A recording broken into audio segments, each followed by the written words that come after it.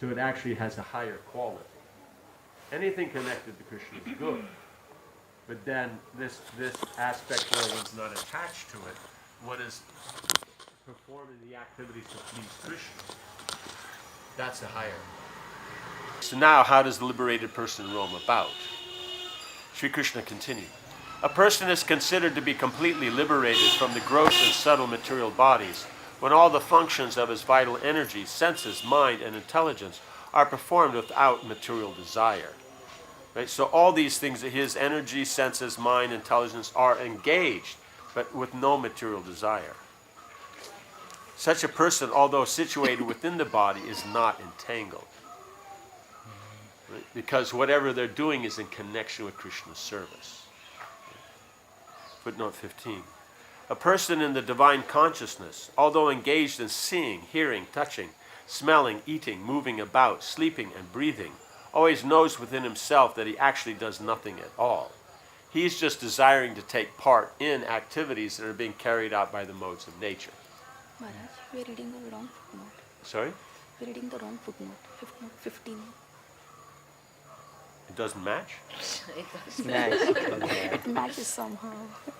Because it has in here roaming about, moving about, and that's what we're discussing is moving about. Right? So that's the thing. Because while speaking, evacuating, receiving, or opening or closing his eyes, he always knows that only the material senses are engaged with their objects and he is aloof from them. Bhagavad Gita 5, 8 through 9. So that's he's involved.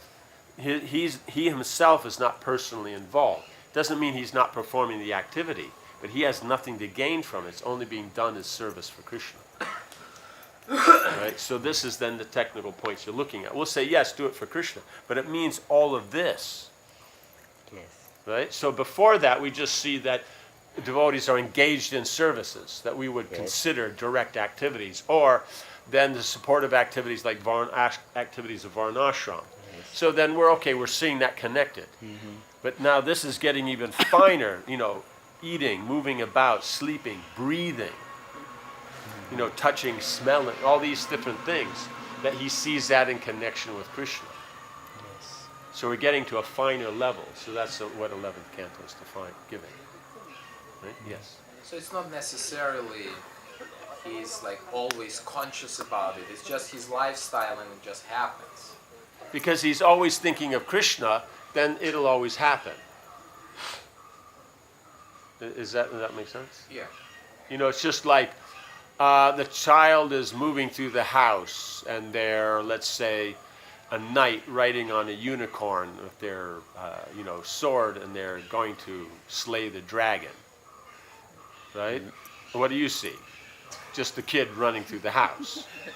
Right? But that's where he is. And to do that, then, the body has to move. Does that make sense? Yeah. So in the same way is that they're absorbed in service to Krishna and doing service for Krishna, and doing that, then the body moves. Speaking goes on, senses are engaged. So he's focused on Krishna.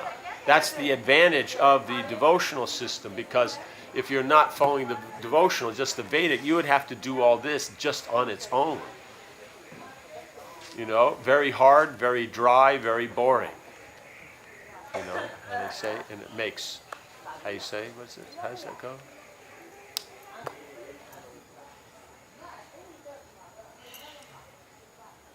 Yeah, that's it. Can't remember. Something about all work, no play makes Jack a Dull boy. dull boy, yes. So then you end up with all these sadhus and all that, and they're very dull to be around. Right? They're not very interesting or inspiring because they're just focused on that. So that's the advantage of Krishna consciousness. The same thing is accomplished with less effort and more effectiveness. So a much better system. It means if you have to do something really hard work, you can get a little bit of return. But something out with very minimal work, you get a very large return. You'd want to invest in the second one. So that's devotional process. It already includes all the other religious processes. So when that point is made, it actually, that is the fact. Is that yeah? So that's why then Krishna says it's joyously performed or joyfully performed, because it doesn't have the dryness of the other. So, but sometimes because we don't catch this point of the primary, we think that no, the secondary things he's talking about. He's just talking about the symptoms of someone who is liberated.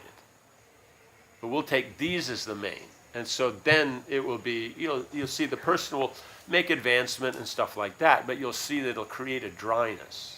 That's the whole point. It'll create a dryness.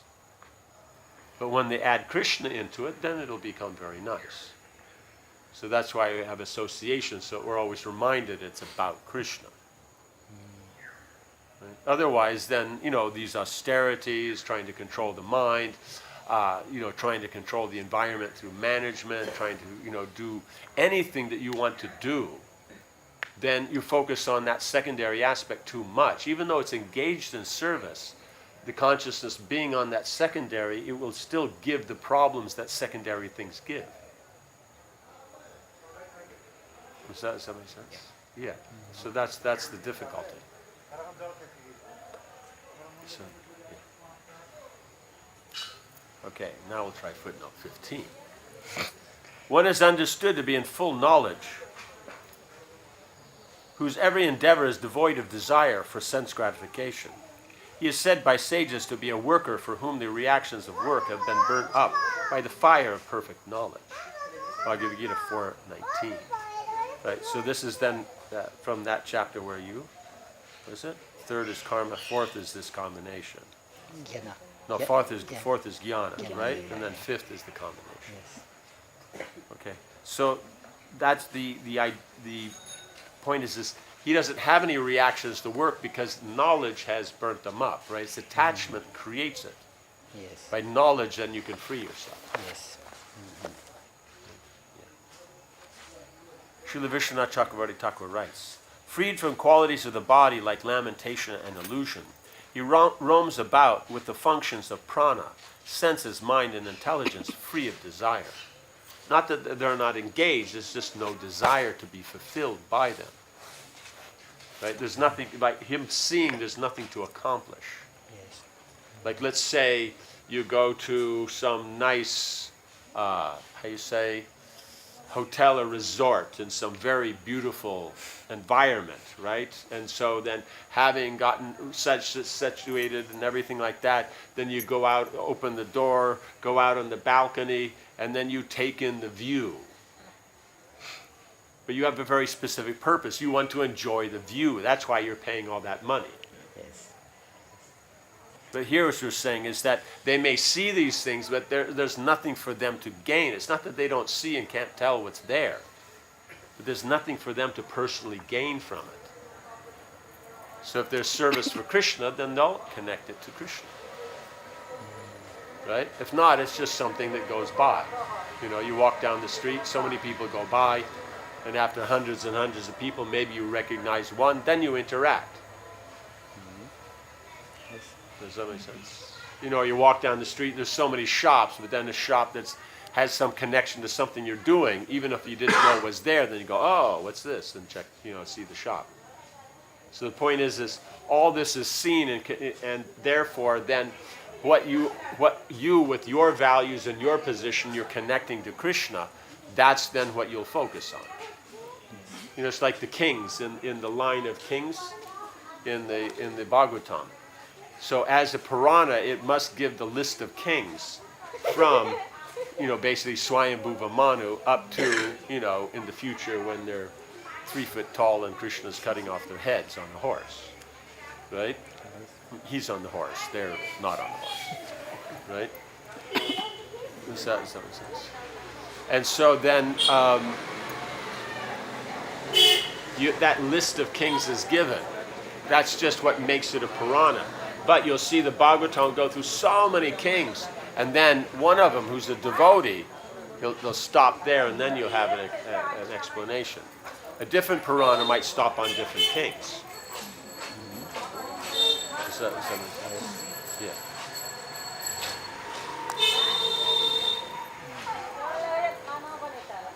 Srila Vishwanath Chakravarti Thakur points out that in the next 3 verses, answer Uddhava's question, how is the liberated person to be recognized? Okay. Sri Krishna continued. Sometimes, for no apparent reason, one's body is attacked by cruel people or violent animals. At other times and in other places, one will suddenly be offered great respect or worship. One who becomes neither angry when attacked nor satisfied when worshipped is actually intelligent. A saintly sage sees with equal vision, and therefore is not affected by that which is materially good or bad. Indeed, although he observes others performing good and bad work, and speaking properly and improperly, the sage does not praise or criticize anyone. For the purpose of maintaining his body, a liberated sage should not act, speak, or contemplate in terms of material good or bad. Rather, he should be detached in all material circumstances, and taking pleasure in self-realization, he should wander about engaged in his liberated lifestyle, appearing like a retarded person to outsiders. Because he's not taking advantage of standard mundane aspects. Yes. Does it make sense? So these are the symptoms, right? Yes. That's what you're looking for, is the attitude, how they respond to the environment. They're not judging things on material terms of good and bad. Yes. Not that they can't tell the difference. It's just that because they're engaged in service, it's just the modes of nature. Does that make sense? Otherwise, they can point out what should be done and not done, but they'll be pointing it out not on the material platform, but what in contact with the spiritual. But the material considerations aren't important. Right? Shastra explains them. So they're known, but it's not important. So, So Maharaj, here actually in the devotional service is not mentioned by writing. Is it inherent to the Yes. to the because you're having discuss- Krishna talking with Uddhava. Yes. So you have the Supreme Lord talking with the the most prominent Intelligent. servitor in Dwarka. Yes. So naturally, Yes. they're not talking about the weather or Yes. who won the footy match last night. It means to get to a person for having that symptoms, he need to be a pure devotee of Krishna. Yes. There is yes. no other. You'll sometimes see sages might have this, Yes. but their ability to stay situated on that Yes. platform. So that's why even though you see people can be on this platform, Yes. but then when they come in contact with adverse situations, sometimes they don't function, like we Yes. see Durvasa or Durvasa Muni, Vishwamitra. yes. Then they're not able to function on that platform. Yes. But we see Prahlad Maharaj, Haridas Thakur, they're able to function in this Yes. platform. So it's technically, like you're saying, only pure devotees can actually be consistent in that. And instead. Others can get up to that platform. Yes. Yes. That's what you call the sages or the munis, Yes, like this. yes. But to actually be permanently situated there is only devotees. Yes. So they appear like a retarded person to others because it doesn't make sense. But we see a yayati being able to understand the symptoms. Yes. Because someone who is retarded, then they're going to behave in a different way. They will have attachment. They will have Yes. all these things. Yes. People bump into, they will get angry. They will get all these. But here is they don't. They don't get upset. They don't this. So people just think that they're crazy. But you can tell by the symptoms they're not crazy. They're advanced. So only someone trained in this, like Yadu Maharaj, could see this, or Prahlad Maharaj with the Python saga. Yes. Then he could see this. I think that's coming up, isn't it? Or we already had that? No, we did that, right? That was ninth canto. We did it. Yeah, that was ninth canto. So Shukadev also was like retired. yeah, so like that. But Like others then see, and so Yes. they invite him to speak. Yes. Right? But the villagers don't see. They just think the guy's crazy. Yes. Yes. How you say? Good looking. The girls are looking, but crazy. The boys, that's how they're dealing. So.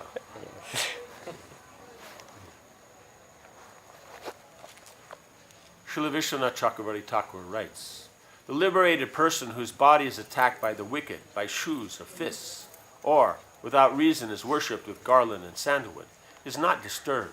He does not become angry at the violent person or happy with the gentleman. Yajnavalkya has said, the wise man, on being beaten with thorns or anointed with sandalwood, remains indifferent, not experiencing either anger or joy. Yajnavalkya Smriti 354, right? So then that's the, what do you call it? Huh? Oh. Yeah, it's just, it's giving further detail. Manu applies, and then further details to understand its application, and that's Yajnavalkya. So then we see is that, 2,000 years later, they're still appreciating someone who, being beaten with thorns, is still neither angry or joyful. So it is a common principle. So it's not just a Vedic. It means it's a Vedic principle, but you see as everybody appreciates. Sometimes we have too high an expectation of others to behave on this platform. Yes. Means we expect them to behave on that platform so that we don't have to, and they'll be cool. Right? But it's got to be that we behave on this platform, and then whether others do or not, it doesn't matter. Maharaj, but unless we reach the liberated platform, we cannot imitate, right? So No, we can't imitate, but that doesn't mean that it's okay. It just means that we're not on this platform. So we may become angry, we may become disturbed, but that's because we're not this advanced. We can't say that, but it's okay. We're just being natural. so then how can we progress then? What should be done? By following our process, chanting, associating with devotees, hearing, chanting about the name, form, qualities, and pastimes of the Lord, and the association of pure Vaishnavas.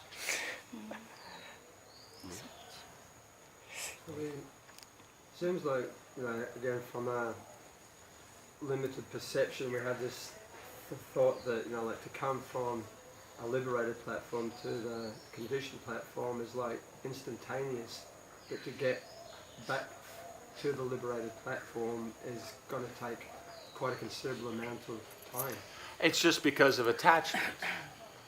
But it's not that it can also be done in the same amount of time, because it's just a switch in the consciousness.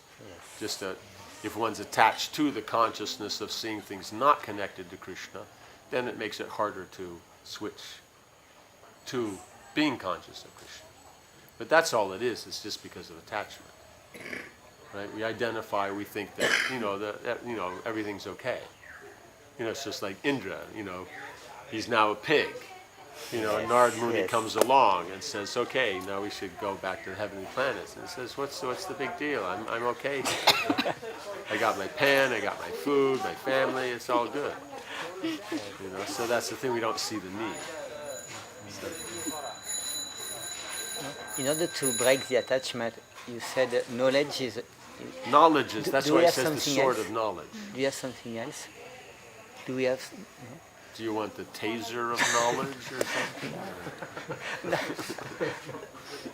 The double-barreled, sawed-off, how you say, pistol-grip shotgun of knowledge? No, so it means knowledge is essential. Yes. But you get that in the association of devotees. So the most important is the association of devotees. Then in that association, you'll get the knowledge, you'll get the practices. Yes. Like that. So by associating, that's the most important. Can we say that mercy also can break the attachment? Yes, but then the point is then we'll start to act in that way. Yes. But that generally that mercy means that it follows that surrender. Yes. Right, so it's again in the association. So in Yes. association, we're surrendered to the association of devotees, then the Lord's mercy follows. Yes. Right? Because the devotees are kind, so the Lord's kind. And at the time, the consciousness change.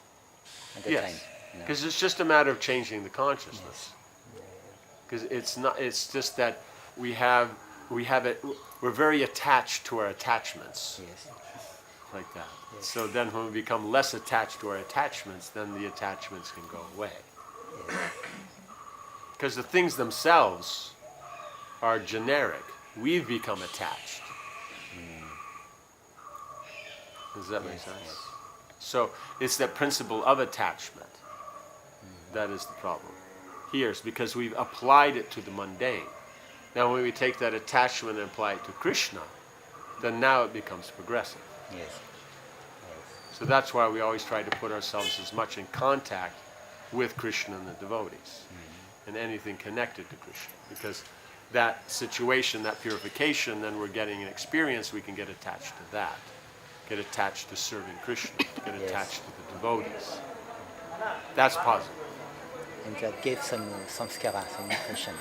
Yes, because whatever you do, then there's always the inclination to do it again. Yes. So now if you're doing mundane things, then you want to do the same mundane things again. Yes. But if you're doing devotional things, then you have the tendency to do those devotional things again. Yes. So that's the whole thing. That's the seeds.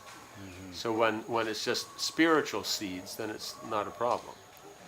But when it's material seeds, then it's a problem. Right? Whole room's full of material seeds, right? Then you have a tendency to trip, slide.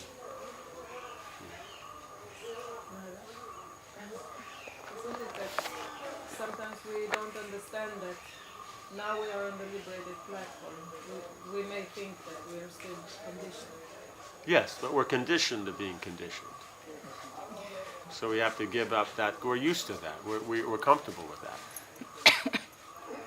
Because the soul technically is never conditioned. He just thinks he is. Yes. But the point is because he thinks he is, that's where the concrete element is. So we act in that way. Just like someone has affection for Krishna, that's the concrete element. So then they function in that way. So when we have those rare moments when we understand, actually I'm now acting on the liberated platform. Yes, so just compare that to not acting on that platform and then, appreciate the difference. Right? And then but the thing is it's about functioning in that platform. That one has observed it, that's good. That's a start. But one should try to function on that platform. Because when you're observing it, you're not functioning in it. It's just like, let's say you have something to eat. Let's say you have a rasgulla. If you're observing the rasgulla, are you eating it? No. So that's the whole point, is that we observe it, so that's good, that it comes up. But then the point is here, that's why I ask roams about. That means he's functioning on this. Because as you move about, then the senses, the mind, the intelligence, all these things are engaged in so many aspects. Right? So how do they function in that environment?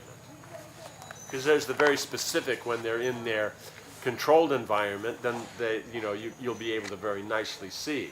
But when they move about, that's when you actually are able to tell this very advanced position. Does that make sense? Like we saw Maharaj Yadu, he saw when that Avadhut Brahman was just wandering around. Yes. Right? Does that make sense?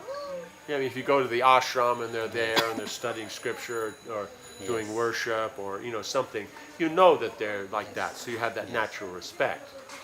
But anybody can go and basically appreciate that it's a little different, and so they should be respectful.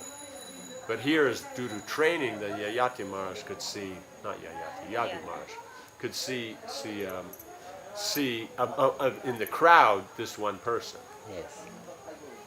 Right? And what crazy people are like, so that, but this was not functioning on that level. Does that make sense? So if we are functioning on that level, are we aware that we are on that level? But why do we need to be aware? In order to not fall away from it. To kind of recognize. No, but what keeps you on that platform?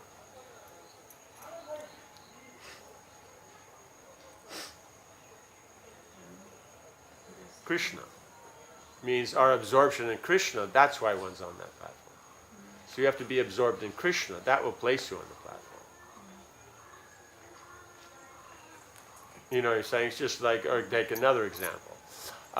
You walk into the deity room, right? You're going in there to do arti, but when you walk in, you know, the arrangements are so nice and the decorations, you're just looking at that. Are you doing the arti? So in other words, the liberated platform is a situation, it's not a goal. Yes. So in that situation, then you apply yourself to serving Krishna. Why are these things recommended? Because then that situation is the best for serving Krishna. Right? If you're in the deity room, it's easier to do artik than if you're standing out on Highway 101. You know what I'm saying?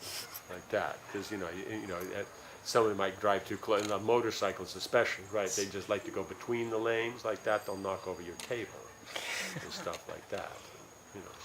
So yeah.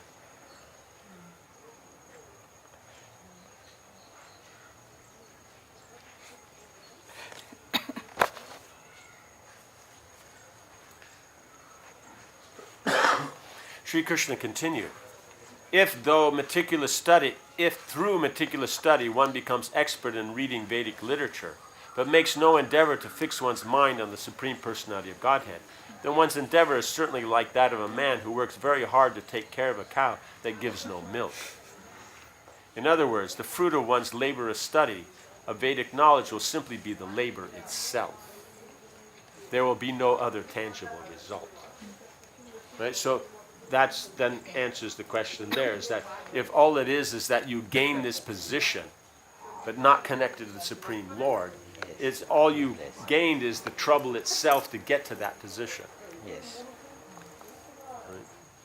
So that's the whole point, is that we see again, it's understood that we're talking there, but just to make sure it's that. So we've been seeing this all the way through, but especially from Prahlad Maharaj, he brings emphasis to this point. Yes. Right? But it's right there in the first canto, I think, right in the second chapter. It's already introducing. That's where the Shramev and the Kevalam is. So it's just a waste of time. Yes. And then it comes up again and again. Yes. So all these religious processes are very nice and very important, but they're only important in connection to Krishna. Yes. That's all. Does that make sense?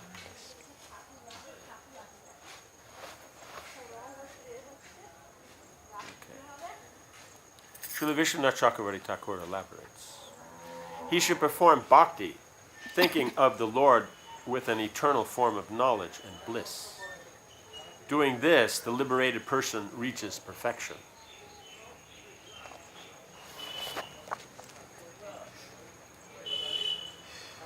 Otherwise, he falls. If he is expert in knowledge of the Vedic scriptures and impersonal Brahman, which are praised in the scriptures, but does not become expert in bhakti to the Supreme Lord, Pare, who is superior to the scriptures in Brahman, his efforts are useless, right? Because the scriptures in Brahman are situated on Krishna, right? They're not separate. Yes. The word nishnata means skillful.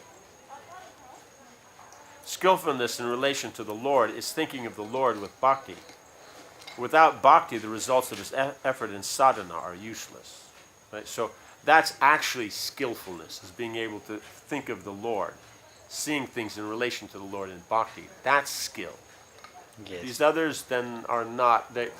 In the material world, we'll call them skills simply because they make money.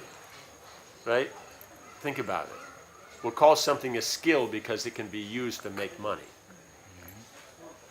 Right? If it doesn't make money, we generally don't refer to it as a skill. So when we say that we need knowledge and skills, what's that for? Money. It's for artha. And then we may, because that will sound bad, it sounds very mercenary. So then we may bring out the moralistic aspect, or we may bring out the judicial aspect, and then suddenly now it's supposed to sound so much better. Right?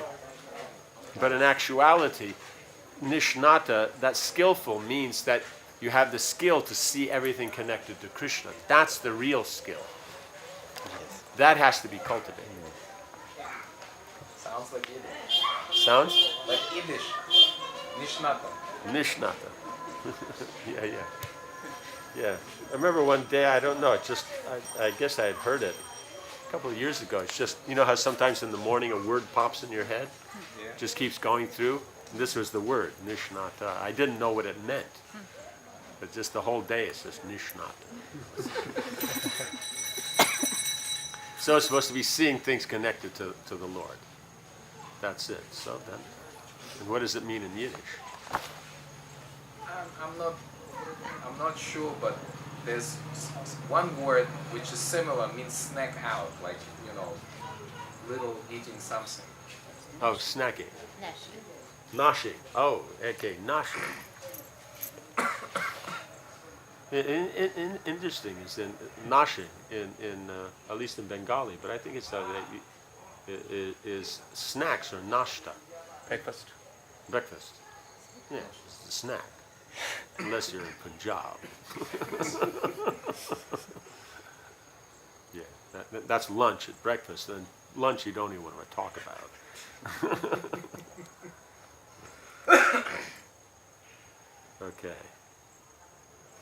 Okay, so you see, so that brings it around, because Krishna's talking. So you become expert in these things, but if it's not connected to the Lord, what's the point? Because Krishna is the most intelligent. So we're so proud of our intelligence, or our skill, or our knowledge, or whatever it is, then it's going to be a problem. But connected to Krishna, then that's properly. And connected to Krishna means it has these symptoms. So you can say, I'm doing this for Krishna, but if we see we become attached, we become angry, we become disturbed, then yes, it's for Krishna. You're doing it as service, but it's not as advanced as if you weren't disturbed. Yes. So we can't claim that being disturbed is perfectly all right. It's not. But it happens because of our conditioning. It happens. Yes. Right? But we can't make a position and say, no, this is all right. I have the right. No, you don't. So when advanced devotee appears to be disturbed at someone else's lack of expertise in their service, that's for training purposes. They're not actually. It just doing that. depends. It means from our perspective, we'll look at it that because the service is for Krishna, and the service is not being done very nicely because of ignorance or lack of Krishna consciousness, that's why the quality of the service is a problem. Well, if we're Krishna conscious, then there's a good chance they wouldn't be upset. So that's how we'll look at it. How they look at it, that's another thing. That's their business.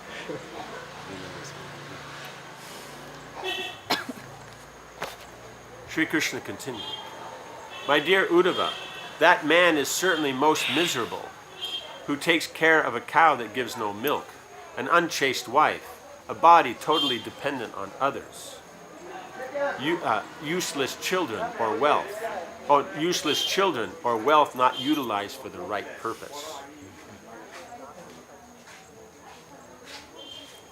Similarly, one who studies Vedic knowledge devoid of my glories is also most miserable. He's in the same category. So the other ones we can relate to, because we'll always think, oh, but he studies, he's so special. But no, he's in the same category. Yes. My dear Uddhava, an intelligent person should never take to literatures that do not contain descriptions of my activities, which purify the whole universe. An intelligent person. Indeed, I create, maintain, and annihilate the entire material manifestation. Among all my pastime incarnations, the most beloved are Krishna and Balaram. Any so-called knowledge that does not recognize these activities of mine is simply barren and is not acceptable to those who are actually intelligent. Right, so unless you can bring it, it means best is it's directly about Krishna, or you bring it to Krishna. But if it doesn't do either of those, then it is considered not actually intelligent. You may be engaging the intelligence, but that doesn't mean it's actually intelligent. You know, it's just like if you're in the car and don't know where you're going and you're driving around in circles. You know, you're not getting anywhere. right? It's not actually driving, but you can say, no, but I'm in the car, we're going, we're doing all the driving stuff. Yes. Like that. That's the idea.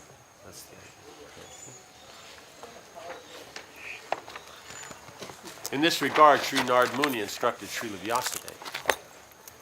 Those words which do not describe the glories of the Lord, who alone can sanctify the atmosphere of the whole universe, are considered by saintly persons to be like unto a place of pilgrimage for crows. Since the all-perfect persons are inhabitants of the transcendental abode, they do not derive any pleasure there. Means, how you say? If you've ever had the opportunity to walk through Calcutta, then you can appreciate what's meant here by a place of pilgrimage for crows. Yes. Right? Yes. Otherwise, other places you may not know what this means. Yes. Yes. There are On the other hand, there are many cows. yes, no, there are many. Yes. But how you say? How you say? It's like 108. How you say? Pilgrimage sites. Like that. You have. How you say? Yeah, adivyadations. Yeah, that's a good saying. So what to do, Maharaj, when there is too many cows? Too many crows. Yes, what to do? You just keep walking because you derive no pleasure there at that pilgrimage site.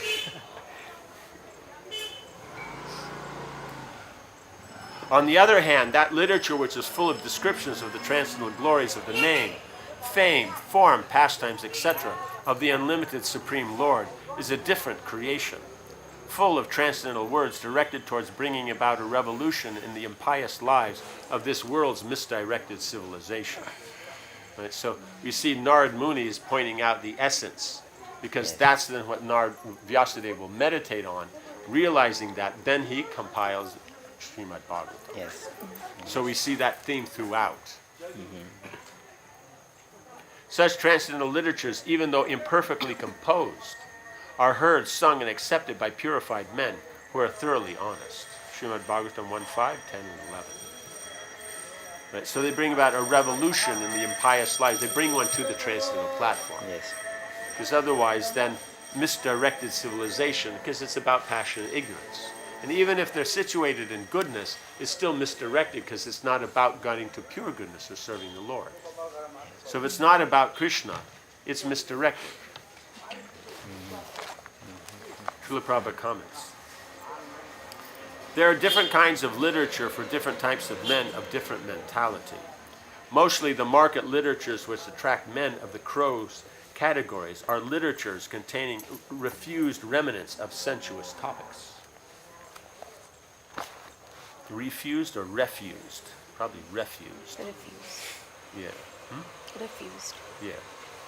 So it means garbage remnants. So it's not even just garbage, it's remnants of garbage. They are generally known as mundane talks in relation with the gross body and subtle mind. They are full of subject matter described in decorative language, full of mundane similes and metaphorical arrangements. Yet, with all that, they do not glorify the Lord, right? So they're set up very nice grammatically and all these different things, poetically. They have a particular, grammar that they use, a particular vernacular, all these things that they have, and that makes their particular magazine or paper or whatever it is. And it's very nicely done, and the people who are working in it all have very nice degrees. They're very, skilled in all this, but yet they do not glorify the Lord, right? Yet with all that, they do not glorify the Lord. Such poetry and prose on any subject matter is considered decoration of a dead body, right? Yes. But you see that before it says such transcendental literatures, even though imperfectly composed, Yes. are heard, sung, and accepted by purified men who are thoroughly honest. Because it may be purified, but if they're not thoroughly honest, they also may be attached to some mundane aspect, of knowledge. So, Maharaj, so thoroughly honest means intent is to go to Krishna consciousness. Yes, the intent is about Krishna. They Okay. see things connected to Krishna. And It's on means see is this bring up an interesting a different angle. You see people talking about truth, but the thing is but what about the mentality? Is it honest? not always. Yeah, that's the Yes, thing. Is yes. the person who's demanding truth, are they honest? Yes, yes. So that's the thing is Yes. that here's they're thoroughly honest means they actually have the character Yes. to appreciate these things. They're purified and have the character. So some may be jnanis who are purified, but they don't have the character. They also won't appreciate the transcendental literature. Yes. That's why it's both purified men who are thoroughly honest. So it's about Krishna, because he's truth. So actually truth means Krishna. And so if you're thoroughly honest, then you can appreciate that truth. Does that make sense? Yes. But facts, mundane facts, then those are, here, mundane similes, metaphorical arrangements. So many things that sounds, I say, Lady Liberty, it sounds good, Yes, yes, you say all these things, all these poetries and then it sounds very inspiring. But the point is they're not connected to the Lord. So that's where the weakness will be. Yes. So even though it may be, so there's different grades of crows also. Right? It's like that. So that's the whole point. It's like Yes. that if you've been on pilgrimage in Calcutta to the various Adivya deshams, then you've seen that generally you have a wall, right? I mean, that means you have, the various levels of holy places. So your highest levels of holy places, there'll always be a wall. Then in front of the wall, that's where all the garbage is. Because if there's no wall, you can't get up and observe it. If it's just thrown on the street and some things, it may be, have its, adivya, Unholiness. yeah, it's unholy aspects, but it doesn't take on the full nature of a tirtha, because then all the crows will sit on the wall, Yes. right? And then when the garbage then is dropped in front, the young crows will all immediately jump down with great enthusiasm and start picking through all the garbage. Now, the older crows that are still sitting on the wall, they know most garbage is garbage. Like that. And so, but then when the young crows then find, a bunch of useful garbage, then the old elder crows will come down. Only then. So you do have the more sophisticated crows. Sometimes you may have seen pictures or posters of that crow. Yes, yes, He's got his shoes with spats, he's got his top hat, he's got his cane under his wing. Those guys. And I think he has a monocle. You ever seen that crow? Yes. Yeah. So that just means a more sophisticated.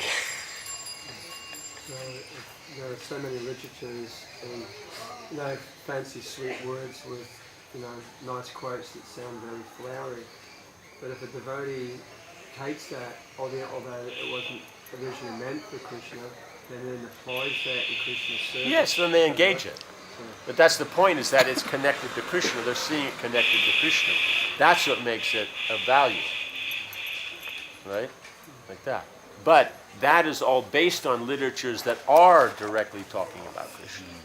Means for you to be able to do that is because you have, come in contact and heard from those literatures that are full of transcendental descriptions. Then only you can look at this and then see it that way. Does that make sense? That's the whole point. So it's not going to it's not that it's inherent in that literature. It means everything's Krishna, of course, but unless one has that viewpoint that's being discussed here, you can't see it like that. Yes. Due to attachments, there'll be various transformations, and you'll see it. Some parts you may be able to see it in one way, and other parts you may not. But it's not that it can't be seen in that way. It's just that common person who's attracted to it, they're not seeing it that way. Yes. So it doesn't give that effect.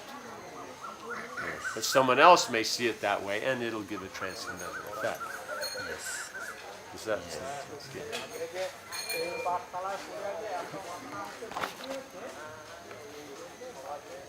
Spiritually advanced men who are compared to the swans do not take pleasure in such dead literatures, which are sources of pleasure for men who are spiritually dead.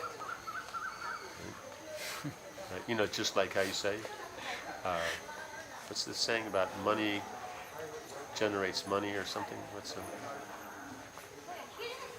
Money comes from money. No? Make your money work for you. Make it. Yeah, okay, something it's like that. That's the principle of it. But there's something about money comes from money or something like And this. money attracts money. Money attracts money, so dead attracts dead. Yeah. So therefore, keep that in mind. If you're driving around with a zombie in your trunk, it might attract other zombies. So, yes, not recommended. Right?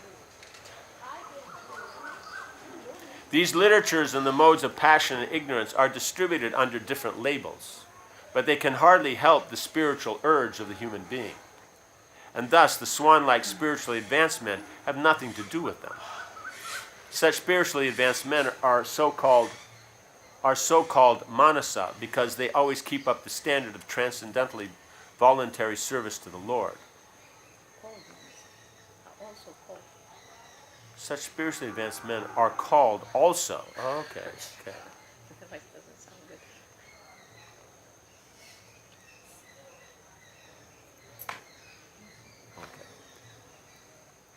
Because they always keep up the standard of transcendental voluntary service to the Lord on the spiritual plane. This completely forbids fruit of activities for gross bodily sense satisfaction or subtle speculation of the material egotistic mind. Right? Because we see as the speculation then brings out that aspect of ego. Yes. Right? Even though maybe something's accomplished or not, there's the sense. The Yes. other bodily sense gratification having accomplished, then one can be proud. Yes. The other is that just the analyzation itself, one becomes proud. Yes. Like that.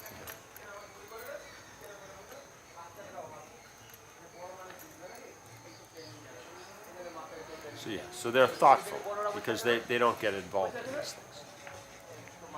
That's what was said before. This advanced person is thoughtful. They don't get distracted by these things. Yes. Sri Krishna continued.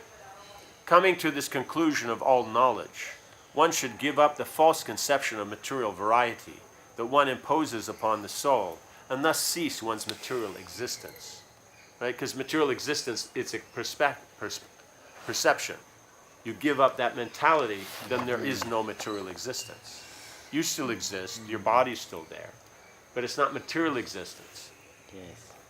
Right? Does that make sense? The soul is situated on the transcendental platform.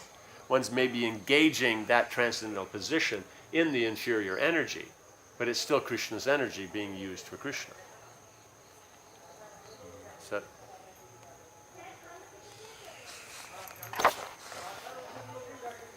the mind should be fixed on me, since I am all-pervading. My dear Uddhava, right? Because all-pervading means you can always, everything's connected to Krishna. My dear Uddhava, if you are not able to free your mind from all material disturbance, and thus absorb it completely on the spiritual platform, then perform all your activities as an offering to me, without trying to enjoy the fruits, nishkam karma. Right? So then you perform your activities, you may be absorbed in them and distracted by them, but the fruit's not for yourself. Yes. Yeah. Right? So that's the next. So best is you're always just absorbed in the Lord, and that way you perform activities. If not, perform your natural activities without attachment. Right? So that's the next. So because that will also situate you on the liberated platform.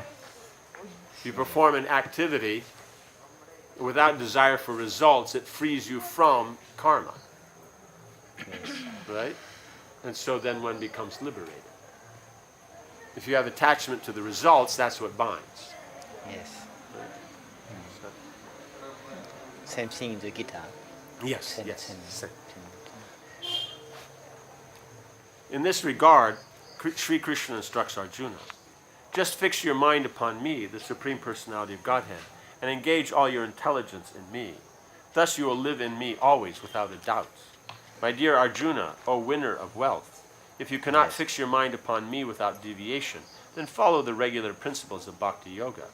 In this way, develop a desire to attain me. Bhagavad Gita 12:8-9. Right? So there's a formula. So these two are the recommended. Then below this you can use, perform your activity and then give the result to Krishna. Yes. That's your result, your activity, you're attached to it, you get the result, you're attached to the results, then you give it to Krishna. Yes. Then that's below that. But then that's the problem is it will have all the different miseries and that to go along with attachment. So it's not as recommended. But because it's connected to Krishna, it will be effective. It'll be slower than if you're performing it in nishkama. But in other words, be an uttama. If you can, at least be a madhyama. Yes. Yes. Right? So that makes sense. That's the directive. So this is a sannyas formula. This is a formula for sannyas. Yes. Yes. That's what we're saying, First the Krishna madhyama. and then, yeah. Maharaj, in this Pancharatrika Vidhi lifestyle, then, even if one is working and earning money, then it's kind of automatically always used. The result is always Yes, it ends up with Krishna. That's the perfection of it. So even the third platform then works that way. Right? The third level works that way. But no, performing all your activities, going out, doing your work, making your money and all that. You'll tend to, because of the Pancharatrika, because of following the regular principles of bhakti, you'll tend to use it that way. Yes. Right? But it's indirect, so you have to bring it to being engaged in direct. Does that make sense?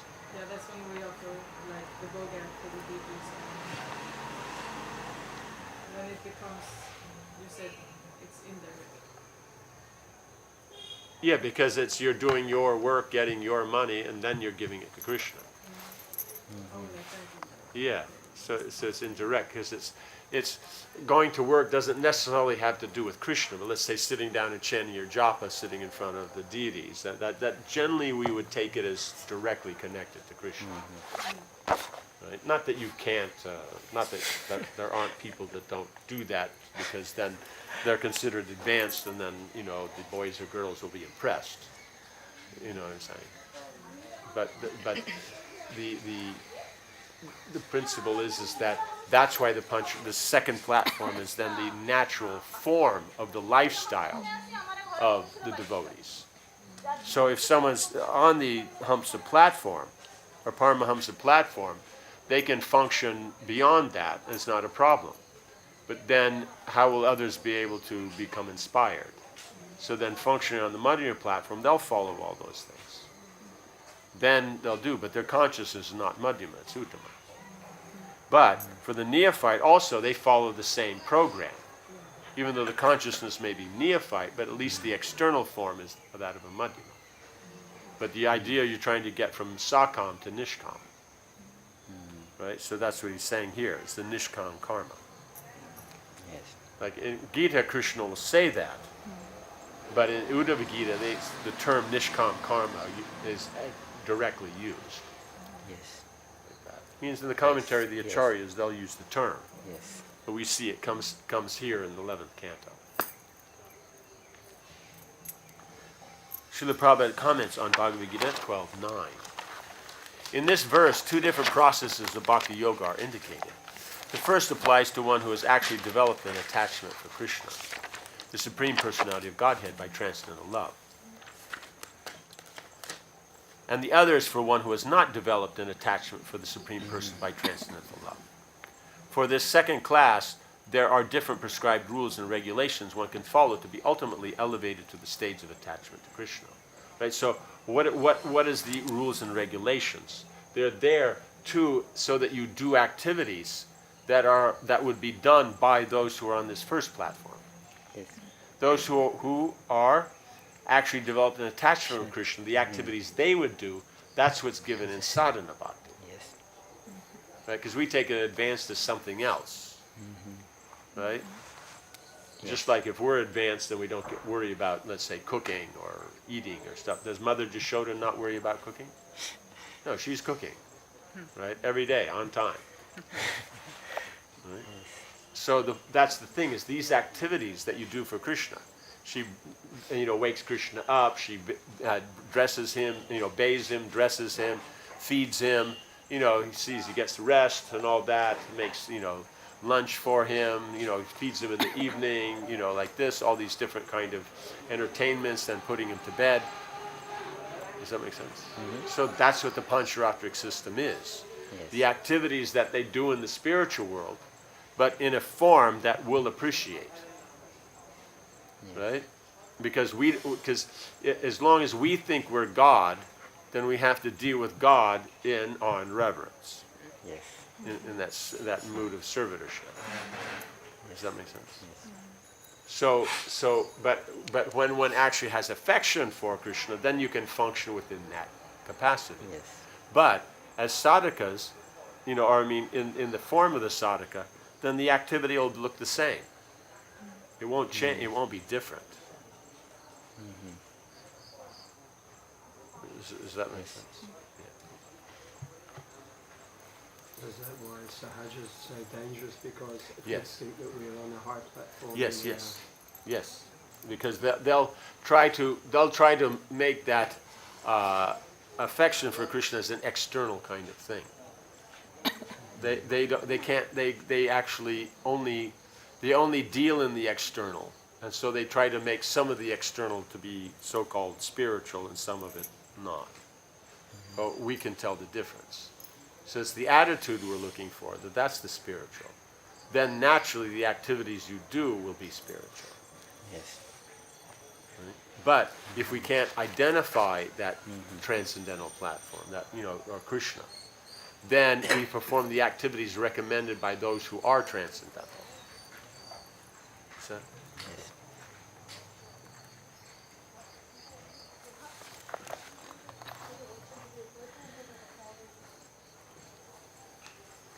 Sri Krishna continued, "My dear Uddhava, narrations of my pastimes and qualities are all auspicious and purify the entire universe. A faithful person who constantly hears, glorifies, and remembers such transcendental activities, who, through dramatic performance, relives my pastimes, beginning with my appearance, and who takes full shelter of me, dedicating his religious, sensual, and occupational activities for my satisfaction, certainly obtains unflinching devotional service to me, the eternal personality of Godhead." So we see here, dedicates religious, sensual, and occupational activities for my satisfaction. So it's not that you're doing them, it's automatic. It's that you're dedicating them for Krishna. Now, whether you dedicate them after, or whether you dedicate them while you're doing them. But the point is that dedication is there. We can't take it just automatically. Does that make sense? Yes? No? Yes. Doesn't make sense. Just because you're a devotee and you work and you make money doesn't mean that the work and the money are spiritual. When you take that money and use it in Krishna's service, now it becomes spiritual. Does that make sense? Yeah. That's what I mean by indirect. So Krishna's saying, but because they always do that, it's a constant.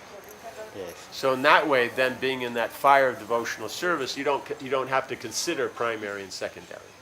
Because they're always absorbed in the primary, the secondary naturally follows. Right? Yes. Does that make sense? Yeah.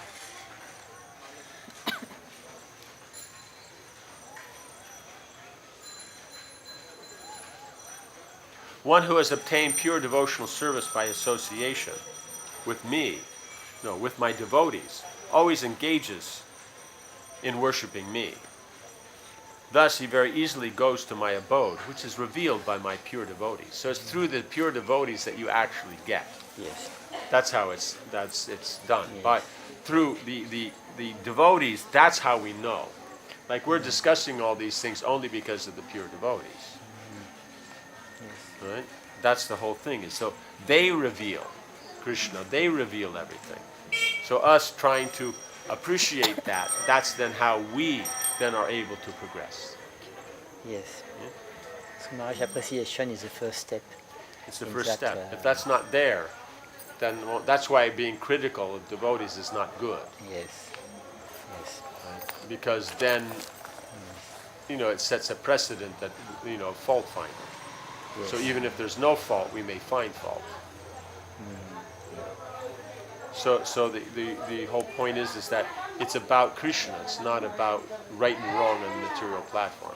Yes. So that's the thing. As long as we have that material attachment, we will tend to see right and wrong in that context. Yes. Because we are used to. Yes, we're used to it. Yeah, it's just happening. Yes. In this regard, Sri Krishna says in Bhagavad Gita, to those who are constantly devoted to serving me with love, I give the understanding by which they can come to me. Bhagavad Gita 10:10. So those who are then Krishna gives that understanding. So that's the whole point. You're trying to do it to please Krishna, then he'll reveal how to actually be steady and progress on that path. Yes. It's not by knowledge. You engage the knowledge, but it's not the knowledge of the self that will reveal that. Because it's beyond, Krishna is beyond knowledge. He's the source of knowledge. Verses 26 to 49. The qualities and activities of a true devotee. Sri Uddhava said, my dear Lord, O Supreme Personality of Godhead, what type of person do you consider to be a true devotee? And what type of devotional service is approved by great devotees as worthy of being offered to your Lordship? My dear ruler of the universal controllers, O Lord of Vaikuntha and Almighty God of the universe, I am your devotee, and because I love you, I have no other shelter than you. Therefore, please explain this to me. My dear Lord, as the supreme absolute truth, you are transcendental to material nature, and like the sky, you are never entangled in any way. Still, being controlled by your devotee's love, you accept many different forms, incarnating according to your devotee's desire. Srila Madhvacharya has quoted from the Prakash Samhita as follows. The Lord accepts different spiritual bodies according to the desire of his devotees. For example, the Lord agreed to become the son of Vasudeva and Devaki. Thus, although Lord Krishna has an eternal, blissful spiritual form, he appears to enter within the body of his devotee, who becomes his mother. Although we speak of the Lord's taking on a body, the Lord does not change his form, as do the conditioned souls, who must change their material bodies. He just takes that form, but it's still him, same person, same body. Yes. Like that. The Lord appears in his own eternally unchangeable forms. Lord Hari always appears in the forms that are especially desired by his loving devotees, and never in other forms. However, if one thinks that the Lord, in the manner of an ordinary person taking birth, becomes the physical son of Vasudeva or other devotees, then one is victimized by illusion. Right? Because then you're thinking he has to take on a form, take on a body. And then from that, then you get all these other things where then people are saying that they're children of God and this and that and so many things. And they just go on like this. Because they're an illusion, because they don't understand how the Lord's transcendental. He doesn't change bodies.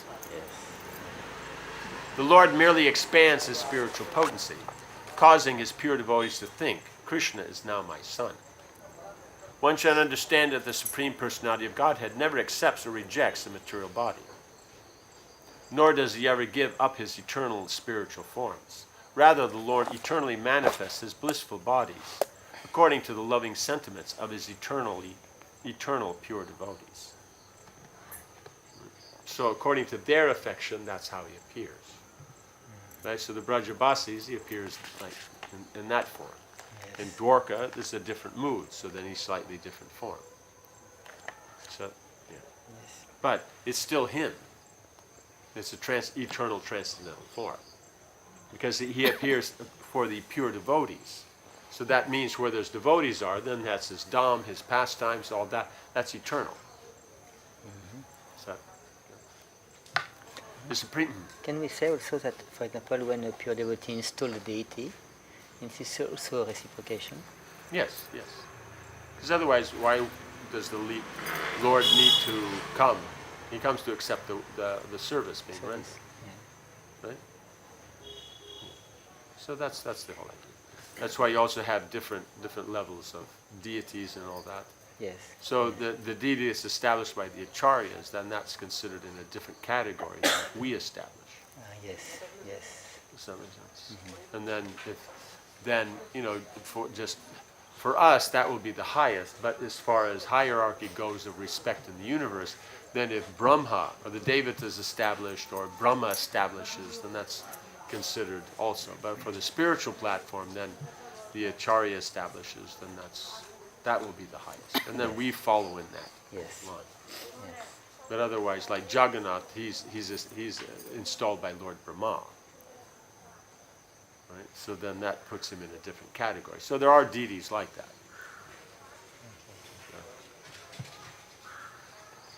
The Supreme Personality of Godhead said, but it's all Krishna, it's just a matter of his aspect of reciprocation. Yes. The Supreme Personality of Godhead said, O Uddhava, a saintly person is merciful and never injures others. Even if others are aggressive, he is tolerant and forgiving towards all living entities. His strength and meaning in life comes from the truth itself. He is free from all envy and jealousy. Right? Because truth itself is Krishna. So all his strength and meaning in life come from Krishna. And his mind is equal in material happiness and distress. Because they just come one after the other. They go together. Thus he dedicates his time to work for the welfare of all others. Right? That welfare is Krishna consciousness. His intelligence is never bewildered by material desires.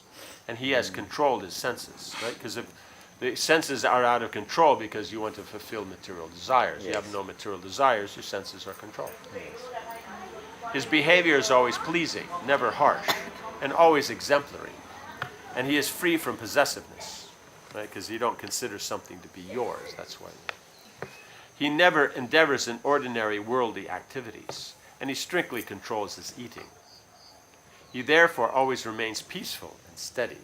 Right, because there's nothing, no material desire to be fulfilled, right? There's no sense of possessiveness, right? So because to fulfill a desire, there has to be the possessiveness. Because unless you have possession, how do you fulfill a desire, right? And then that creates then all the miseries and everything else that goes along with it. So he's peaceful and steady.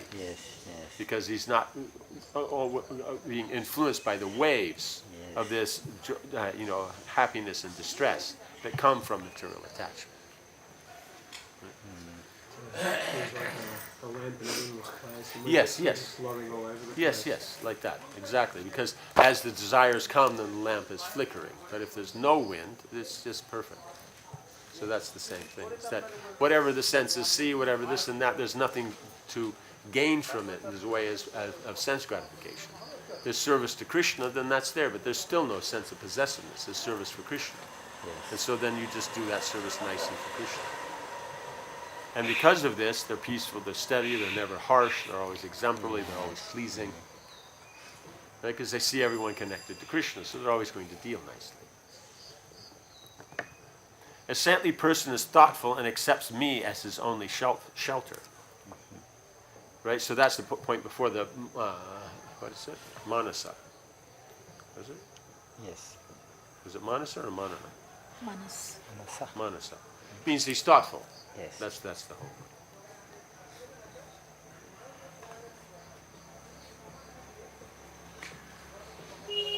Such a person is very conscious in the execution of his duties and is never subject to superficial transformations, because he is steady and noble, even in a distressing situation. Right? Because the transformations are superficial. The principle of how the material world works, that's steady, because that's based on Krishna, his desire. Means his direction. But so therefore people become affected by the superficial transformations.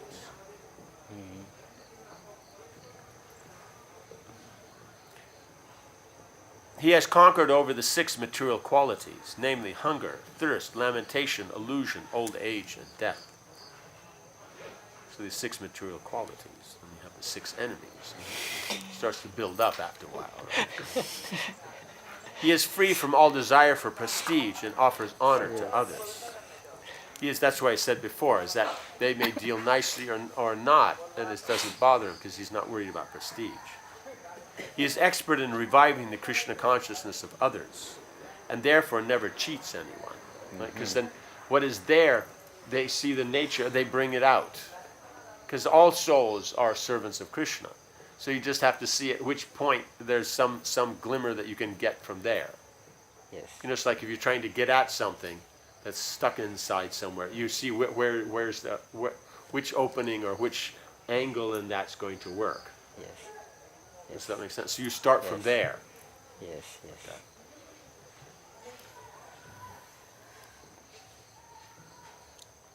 Yeah, so he doesn't cheat because there's nothing for himself. He's only trying to give them Krishna consciousness. Rather, he is a well-wishing friend to all, being most merciful. Such a saintly person must be considered the most learned of men. Because even if he's materially educated or not, he's the most educated. Because he knows Krishna. He knows what to do.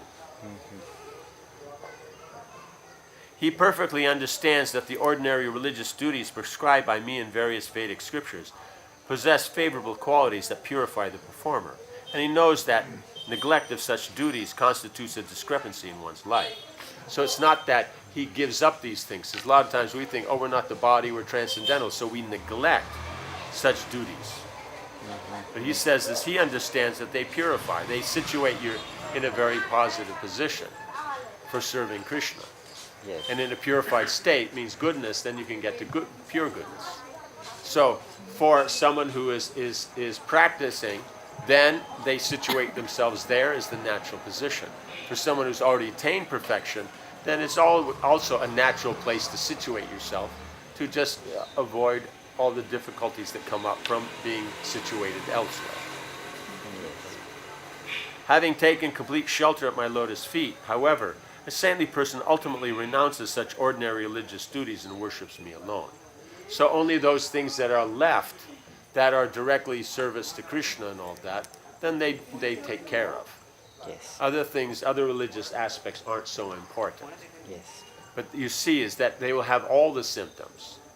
They'll appreciate that others are doing because they need to do. That position is there. They don't become upset. They don't become disturbed. People deal nice, not nice. It doesn't bother them. Yes. So that's why you have to see all of it together. You can't take one and isolate it and then try to make a whole philosophy. You have to take all of what Krishna is saying.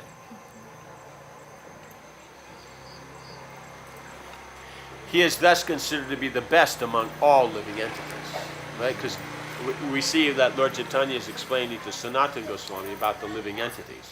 There's unlimited living entities, right? And of those, then they're immovable and immovable, right? So then of movable, then it starts out fish, this and that, right? And they Yes. crawl out on the land, and they're like this, and scaly, and then they, some of them decide they're going to fly, and then like this, and then others decide that this flying's too much, better to walk around on the ground, and do all this kind of jazz. So then you get up to those who are in the human form, and then of those who follow Varnashram, of those who have knowledge, of those who actually endeavor for and live that knowledge, those who actually realize that knowledge, of those then who are devotees, right? And then a devotee is then one who is fully absorbed in the Lord. That's the best.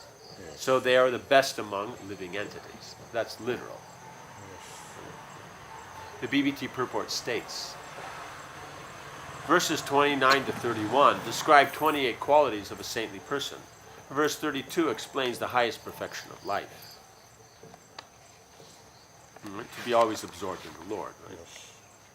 According to Srila Bhaktisiddhanta Saraswati Thakur, the 17th quality, Mat Sharana, or taking complete shelter of Lord Krishna, is the most important.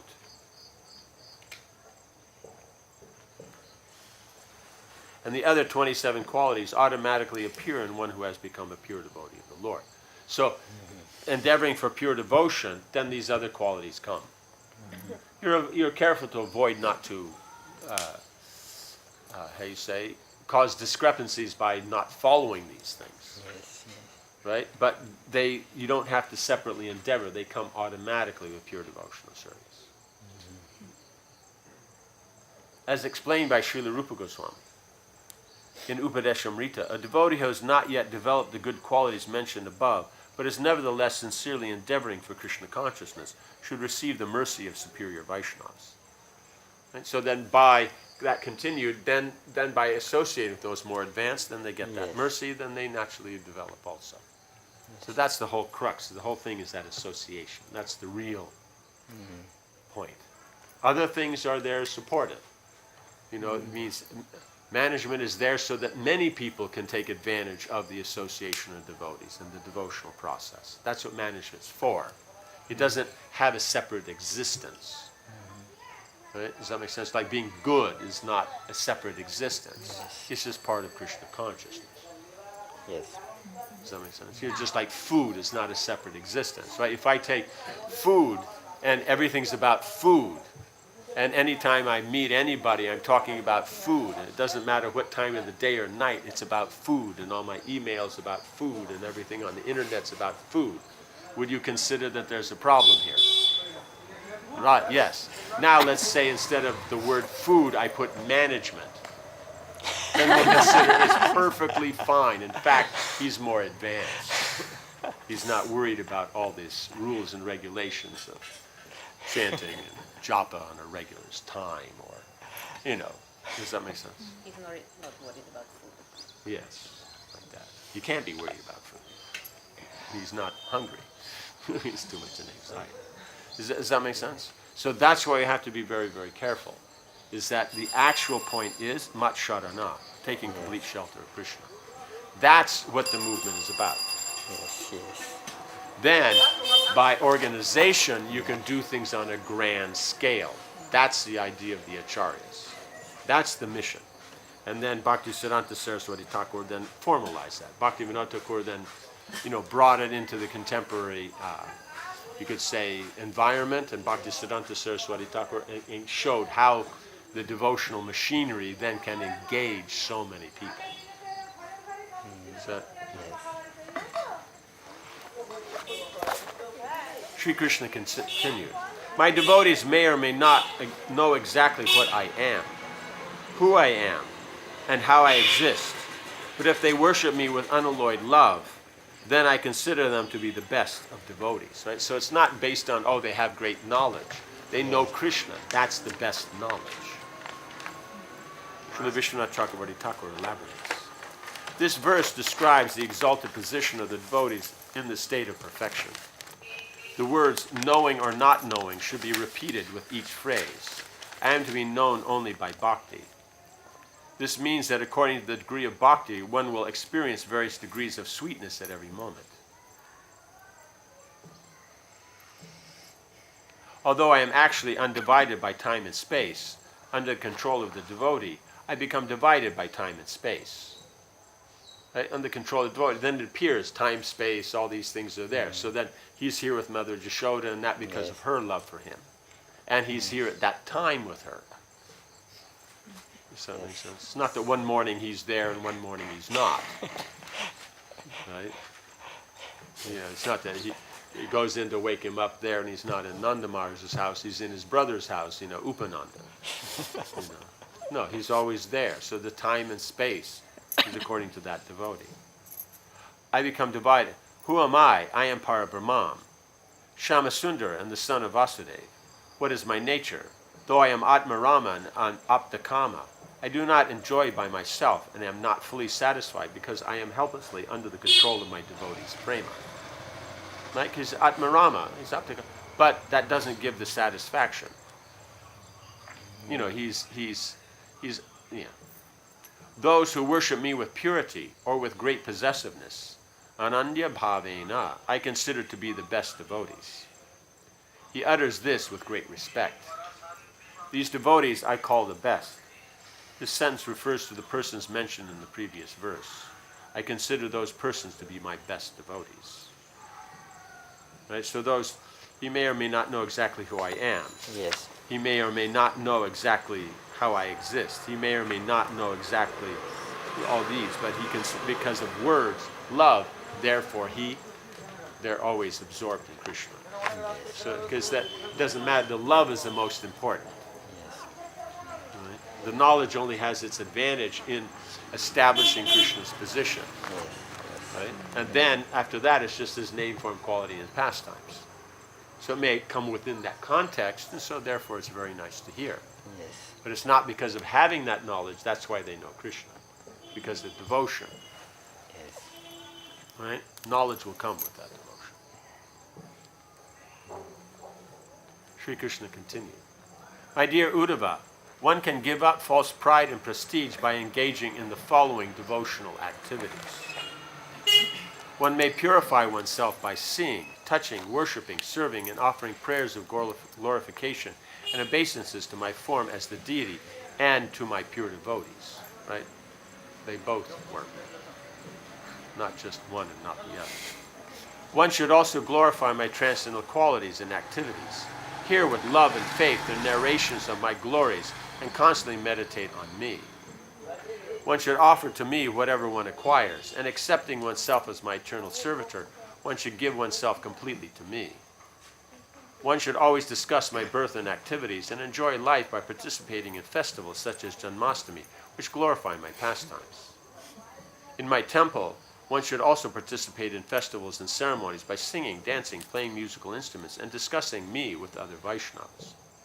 One should observe all the regulative celebrated annual festivals by attending ceremonies, pilgrimages, and making offerings. One should also observe religious vows such as Ekadasi and take initiation by the procedures mentioned in the Vedas, Pancharatra, and other similar literatures. Right? Do we start to see some pattern here? Right? So this is he's just going through the 64 items of devotional service. It's the same thing. So he mentioned about the qualities of the devotee. It's the same. Yes. Like that. So all the things, it's all the same. It's just repeating them, in the different ways you present, and then you catch. So like that we cannot avoid to understand. No, we can't say it's that. Oh, that's just almighty. No, he says like that. To give up false pride and prestige by engaging, okay, you can do that. So therefore, someone who's freed from pride and false prestige then will appreciate those, and someone who may have it may say these things. Yes. Om Hare Krishna, Krishna Krishna, Hare Hare, Hare Rama, Rama Rama, Hare Hare. Jai Srila Prabhupada ki, Jai. Samaveta Bhaktividya ki, Jai. Jai Nitai Gaur.